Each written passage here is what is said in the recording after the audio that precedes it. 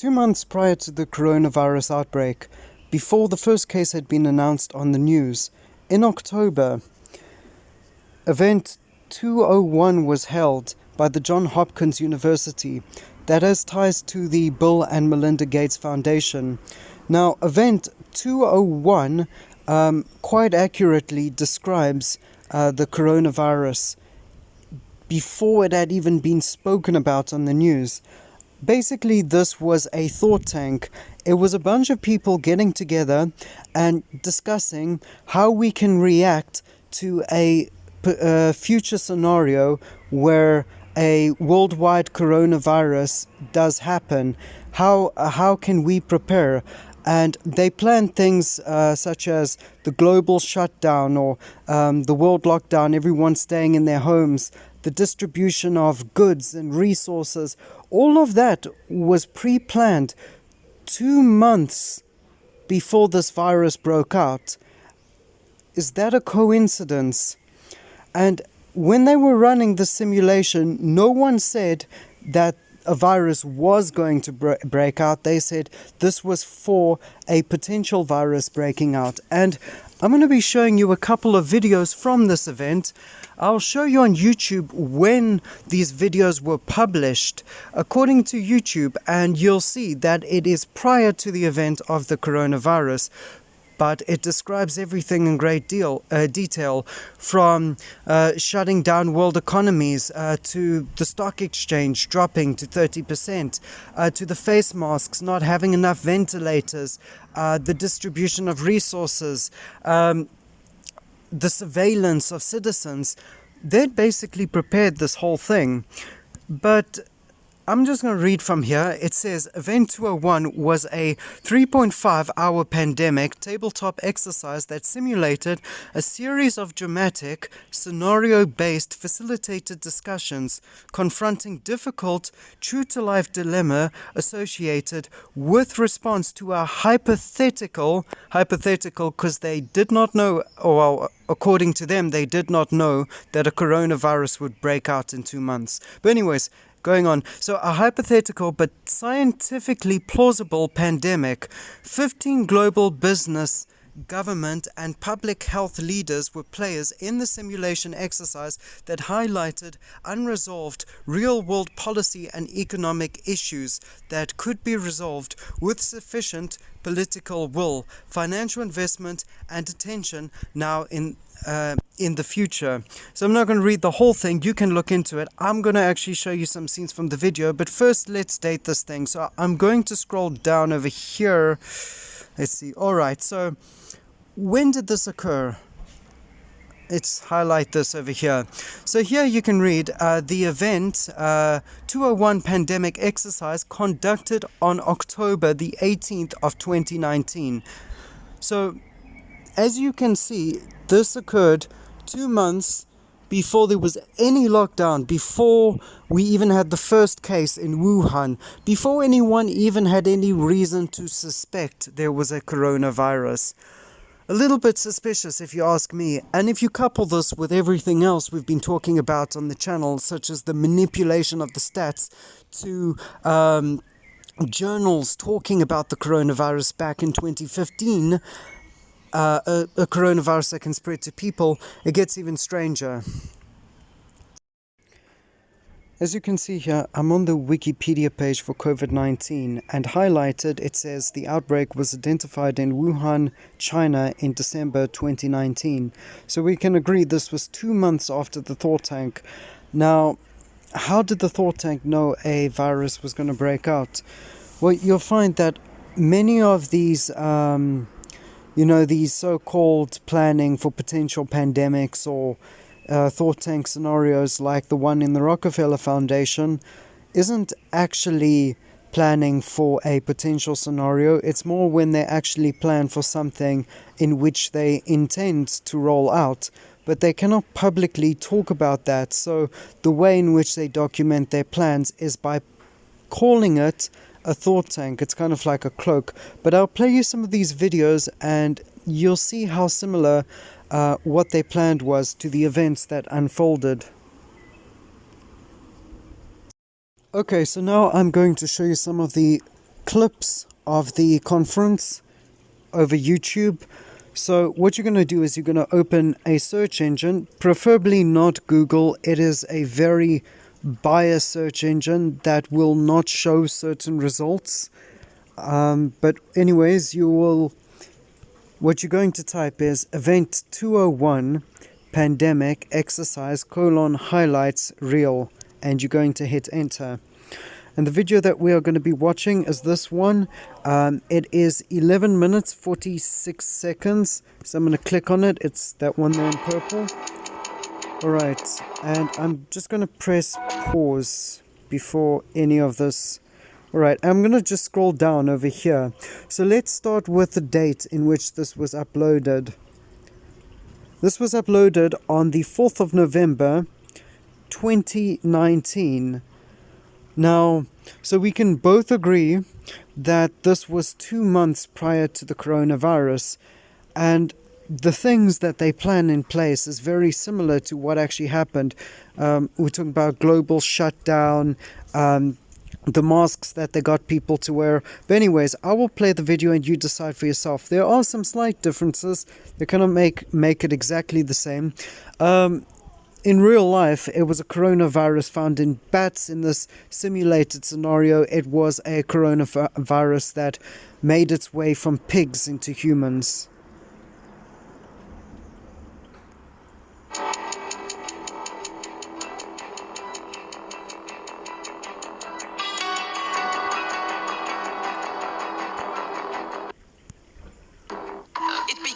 In healthy-looking pigs, months, perhaps years ago. A new coronavirus spread silently within herds. Gradually, farmers started getting sick.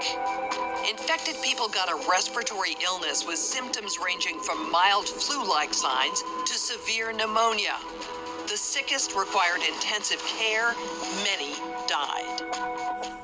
Experts agree, unless it is quickly controlled, it could lead to a severe pandemic, an outbreak that circles the globe and affects people everywhere. The mission of the Pandemic Emergency Board is to provide recommendations. Okay, so notice that these people got flu-like symptoms or pneumonia. It was a coronavirus and it spread all over the world. So little by little, I'm going to show you the similarities between what they had planned 2 months in advance for this massive world event and what actually did occur. So this is the YouTube channel that uploaded the video. You can see that it was a long event and they have more than one video. The one that I had played to you was the one that was 11 minutes, and I'll show you some more clips from it. But I do recommend that you look at these other videos, especially this one that is 56 minutes 43 seconds. So going back to their YouTube channel, let's return to the 11-minute video. And I want to play from 4 minutes 50 seconds in. And here is the part where they actually speak about the travel bans. Now, of course, as I've said, we've had coronaviruses in the past, we've had MERS, we've had all sorts of conditions, but how did they know this was going to be a virus that will affect the entire planet and justify travel bans? Anyways, let me play to you. Public health agencies have issued travel advisories, while some countries have banned travel from the worst affected areas. As a result, the travel sector is taking a huge hit. Travel bookings are down 45% and many flights have been canceled. A ripple effect is racing through the service sector. Governments that rely on travel and tourism as a large part of their economies are being hit particularly hard. How should national leaders, businesses, and international organizations balance the risk of worsening disease that would be caused by the continued movement of people around the world against the risks? Okay, so yeah, they basically go on to explain how can we prevent the spread or, the disease being contagious, and they basically talk about putting bans on travel. Consequence to get those industries and their trade associations and an efficient leadership established, which is decentralized but has a collective responsibility and accountability. So you can. What is essential, what is non-essential travel? There we go. Essential and non-essential travel. That's an interesting one. Come listen to this. Period, the company will run. We have to clarify this. Otherwise, if we go down to 20% bookings, to get those Let's actually go back and watch trade that. associations and an efficient leadership established, which is decentralized, but has a collective responsibility and accountability, and that needs to be supported by the public leadership. What is essential, what is non-essential travel? We have to clarify this. Otherwise, if we go down to 20% bookings over a long period, the company will run down. That's a fact. Yeah, there's a whole complex set of issues in a highly interdependent world. Okay, so obviously for a pandemic obviously for an event for this scale where you're going to be locking the whole country in their homes, stopping entire businesses, you would have to plan 2 months in advance. So that's basically what they did. They knew that this disease was going to happen and they planned 2 months in advance. Here we have an article from CNN which is in line with what they said. It says, US travel restrictions go into effect to combat coronavirus spread. And this has been happening all over the world, that they've been putting blocks on plane flights and where people can and cannot go. Here's another example of one of these articles. Australian Airlines basically extends flight cancellations in COVID-19. It's from the Global Times. Okay, so now on that same channel, Center for Health Security, we're going to go to this video, event 201, Pandemic Exercise, Segment 1, Intro and Medical Countermeasures Discussion. And we're going to go 24 minutes, 13 seconds in. In related news, a significant demand for personal protective equipment like N95 masks and gloves are on the rise due to the pandemic. However, globally, hospitals are running low. Additionally, other critical medical supplies such as saline and antibiotics are dwindling. Countries and companies are reportedly stockpiling supplies, disrupting healthcare supply chains, causing dangerous shortages in many parts of the world. Which matches what we're seeing. We have articles like this one. Hospitals run low on N95 masks, shield. Second state rep from Detroit test positive for COVID-19. Okay, so apart from knowing about the virus and the ban of travel, they also speak about the world economy falling. And they even have a reporter on this fake, almost like this acted out scenario of what could have happened. And this reporter says, is it really worth crashing the economy?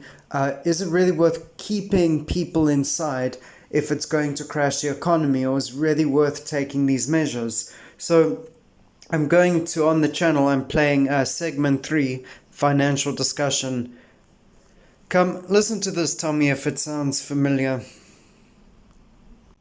And I'm playing from 1 minute 57 seconds in. Funds. First up is economist Dave Campbell. Are we out of money? The best way to answer that is no, we are not out of money. Yet. But the fact is we are trending in a dangerous direction and something needs to change. You have been quite vocal about that and generated some controversy along the way. Well, look, you know me. I try to avoid controversy. But come on, common sense says it shouldn't be controversial to suggest our response should prioritize both lives and livelihoods. Absolutely, we need to save lives. We all know someone who's been affected by caps. But we literally cannot afford a heavy-handed response that suffocates our economy.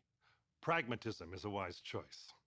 I mean, what exactly are the risks and benefits of slowing air travel, of staying home from work, closing schools, disrupting supply chains, interfering with our reliable channels of communication and news? Sure, some of these steps can help slow caps, but often only marginally and with serious costs. When this is all over, some families, some cities will have suffered more from our interventions than from caps. No question, there is a lot of suffering. Let me welcome Dr. Wuhan. Okay, so even the last thing he says there is like one of the biggest criticisms the lockdown is getting currently at this moment. You know, this whole lockdown situation, closing schools, closing businesses, is going to cause more damage than the actual coronavirus. Yes, people are saying, well, we need to save lives, and then other people are arguing, but in the process of saving those lives, we're going to cause more damage, especially in places like third world countries where people are going to starve, or where their economy is destroyed and you can't afford food or to support your families. So they knew about, so let me just remind you of how crazy this was. They were talking about all of this, all of these crazy things that are happening now was discussed 2 months prior. And we are getting news articles like this one from CNBC saying coronavirus will have a larger economic impact than financial crisis on the economy. And there's like many news reports and people coming out and saying, but you damaging more people's lives by wrecking the economy. We're even seeing articles such as this one from the New York Times, what the negative price of oil is telling us. And yes, you've heard that right. For the first time in history, we have hit negative oil prices. Apparently they have so much oil that they are unable to sell, that they literally paying people, I mean, that's what they mean, negative oil prices. They are paying people to come and take it and like get rid of it. So yeah, and of course I believe there is a whole political agenda behind this, but that's a topic for another video. But this obviously is a huge element that ties into it. Just to mention it shortly, just think about all the tension that's been happening between China and the US for many years, Trump wanting to put in import taxes, or even just look at the South China Sea disputes that happened before the coronavirus. So there's a lot of things you're not going to hear in the mainstream news, and you need to do your own independent research. But in this video, I'm just focusing on this thought tank event 201 and how it just predicted everything before 2 months before the actual coronavirus. And here we have a graph of the crash that has happened so far. So it goes from 2015 to 2020, and look how long it took. It basically took 1, 2, 3, 4 years for it to go as high, go to, you know, where it is. And in a short instant, in just a matter of a few months, it drops like all the way to where it was towards the end of 2016.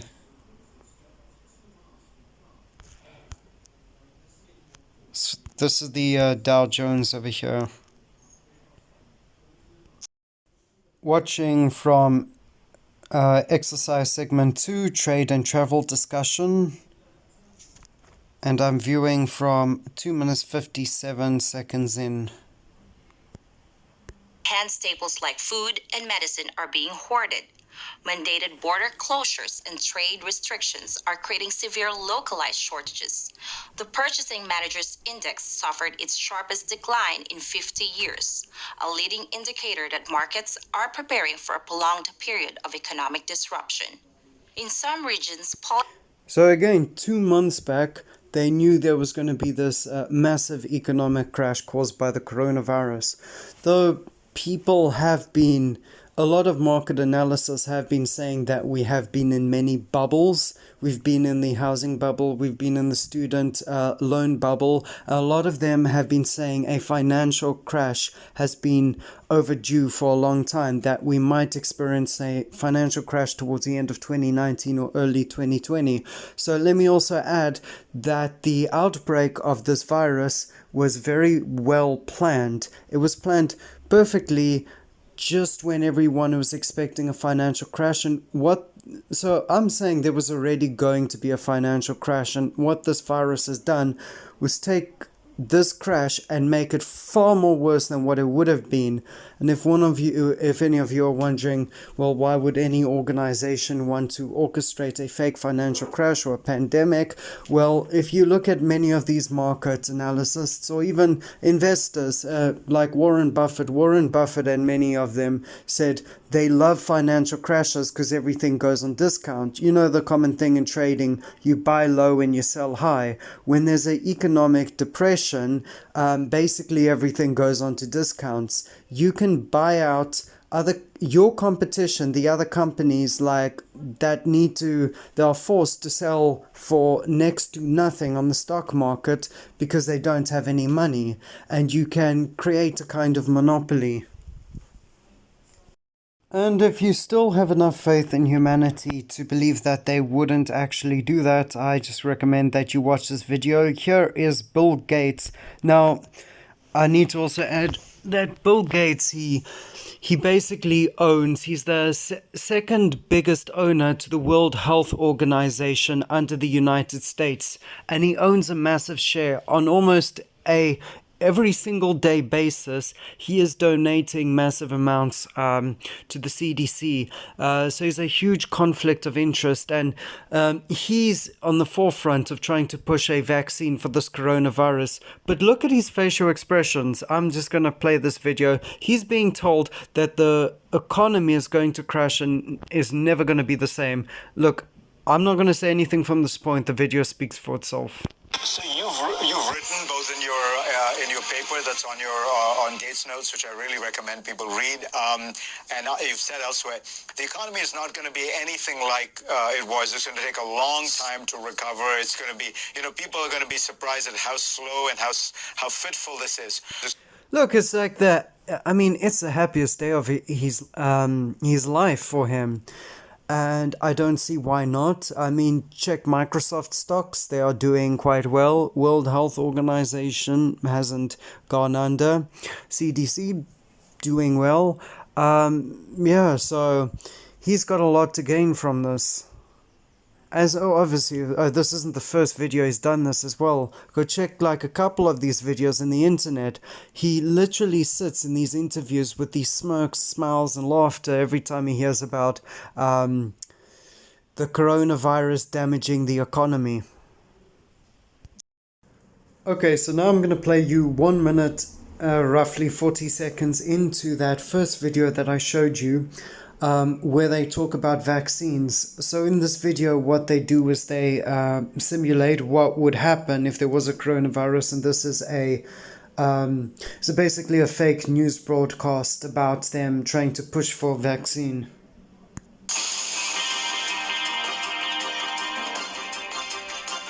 We have known about caps-like viruses in animals and people for decades, but have not been successful at developing a licensed vaccine. And sure, there are new technologies that may help, but it's going to be difficult. I am not optimistic about having a vaccine in time to be relevant during this pandemic. So the policy crisis in question for this board in this meeting is this: how should governments, business, and international organizations allocate and distribute pandemic antivirals and medical supplies to the people who need them most? What we've seen work very well in the HIV field is, in fact, procurement through the Global Fund. So having a centralized mechanism, so financial...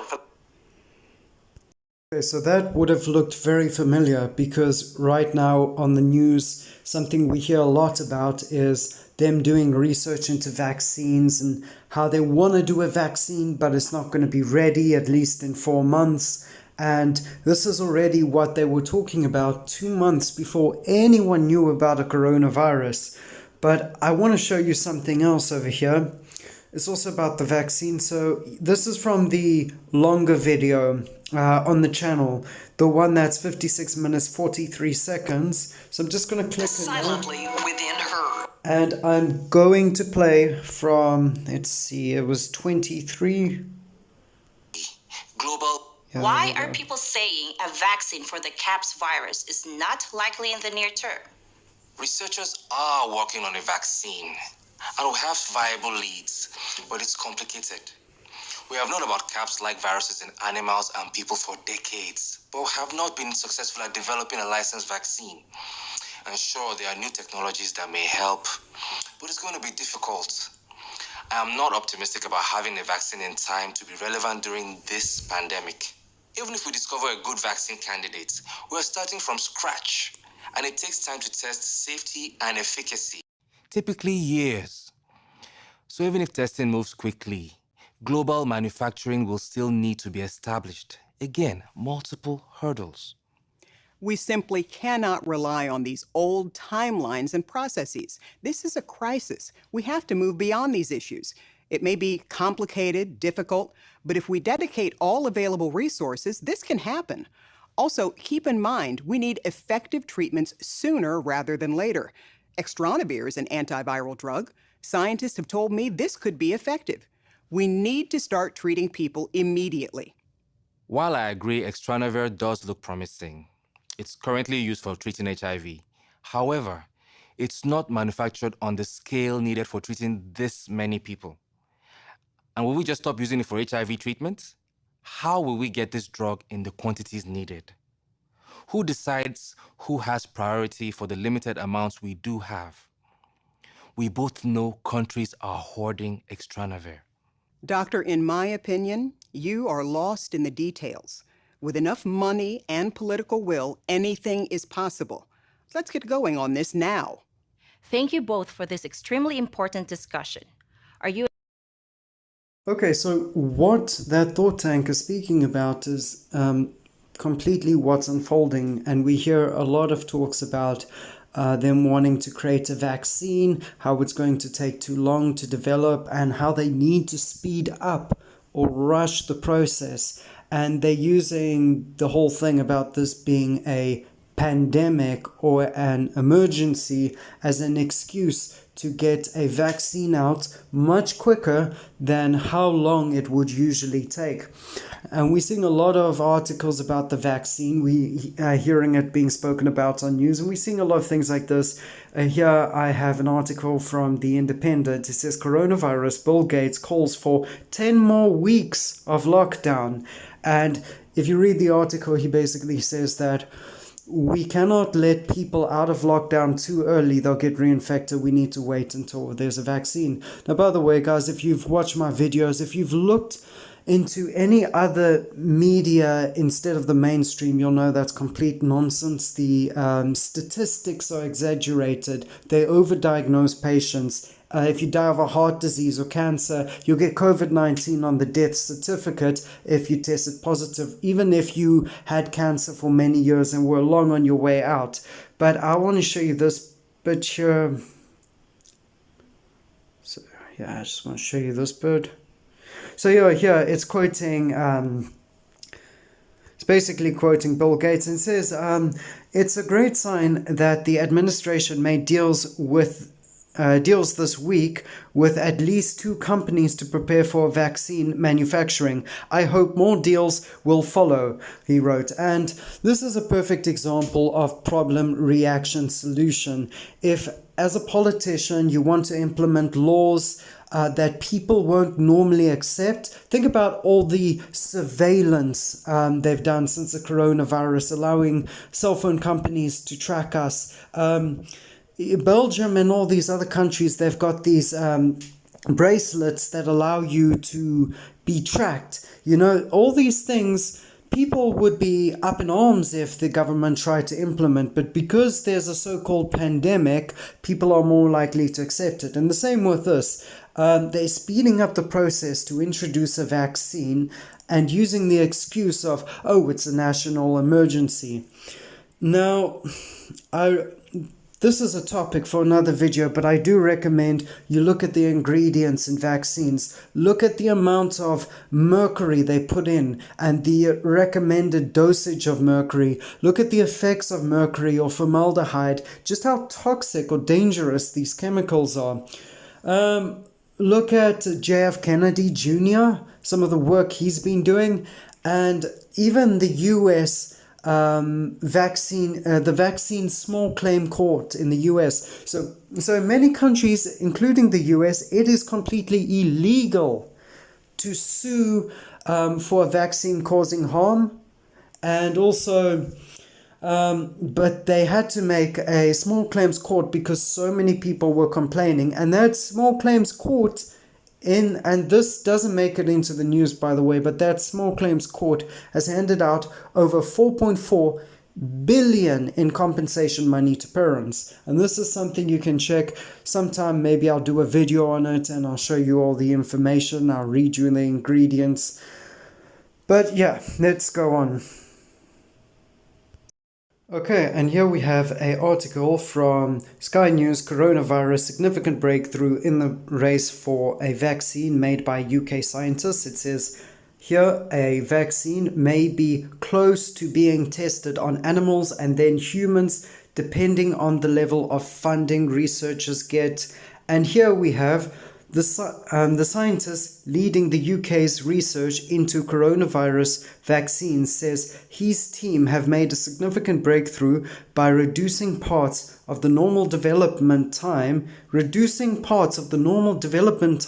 from 2 to 3 years to just 14 days. So they're using this pandemic, this problem, to scare people into getting a vaccine done more quickly. So it's a problem reaction solution. Okay, now continuing off with the same video, I'm going to play from 24 minutes in when they talk about doing experimental tests on the new vaccine on willing participants, and as well as the lack of face masks and medical equipment. Public expectations for a vaccine. A majority of Americans expect a vaccine to be available within 2 months, and 65% of those polled are eager to take the vaccine, even if it's experimental. In related news, a significant demand for personal protective equipment like N95 masks and gloves are on the rise due to the pandemic. However, globally, hospitals are running low. Additionally, other critical medical supplies such as saline and antibiotics are dwindling. Countries and companies are reportedly... Okay, and like the video says, here they are saying, this is the Independent saying, coronavirus volunteers offer £100 a day to be infected with the virus in race to find vaccine. So this is just basically them testing vaccines on willing participants, trying to rush the process of getting out a new vaccine.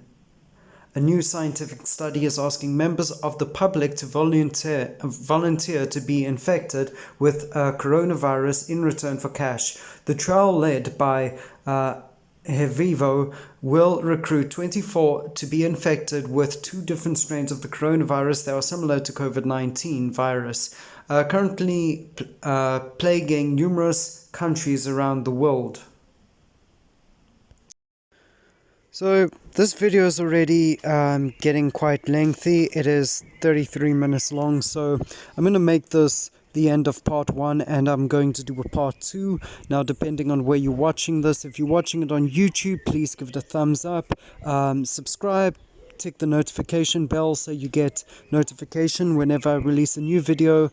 If it's on lbry, just follow me, and if it's somewhere else like on Facebook or some group, just share this video, share it to as many people as possible, and let's get this information out there.